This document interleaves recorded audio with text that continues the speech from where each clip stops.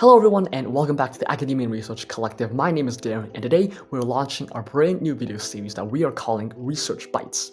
These will be shorter videos than our normal ones that just go over some very specific topics related to research. And so if you have a quick moment and you want to learn a bit about research, then Research Bites is the perfect thing for you.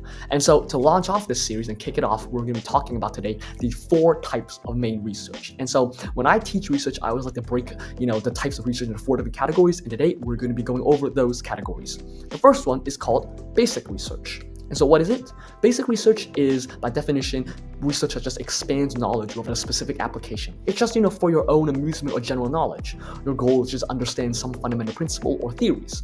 This could be things such as, Googling what dark matter is and just reading all about it, or you could learn about an author's style of writing. It's not very deep. It's just for, broad and more general knowledge. That's what basic research is. Now, the second type of research I like to call applied research. What this is it aims to solve real-world problems using scientific methods and inventions. Your goal is to have a practical application of knowledge. You're applying your research. So what does that look like? That looks like things such as creating a new drug to treat cancer, or the other thing is pairings. Now, pairings was my own research project. That was a research project into helping brain tumor surgeons with augmented reality and with AI. And so that is an application of research. I researched those things and I'm applying them to the field of brain surgery. Or if you're creating a new drug, you're researching all about that drug and then applying it to how to treat cancer. So that's what applied research is. The third type is known as quantitative research. As the name suggests, it is all about numbers, quantitative. The definition is focusing on collecting and analyzing numerical data. And your goal is to test hypotheses and look for patterns in that numerical data. So what does this look like? Some examples include conducting a survey to study consumer behavior. Maybe it's just like on a scale of 1 to 5, rate it. That's a number.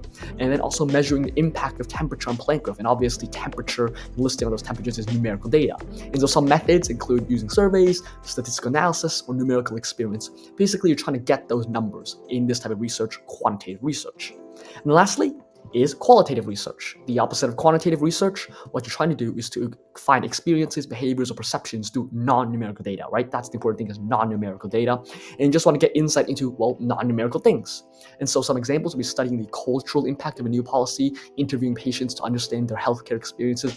Some of these things you might not be able to have a numerical data for. And so some methods include interviews, focus groups, case studies.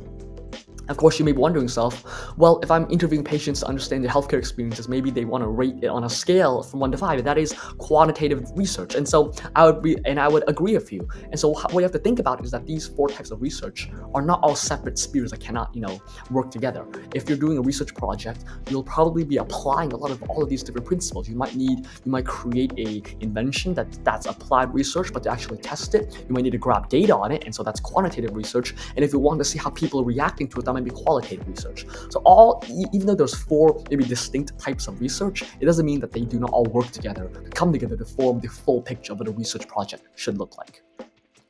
And so here is a little table with some purposes, data types, and examples of all the 4 different types of research. You can pause the video here to go over and just for a quick review.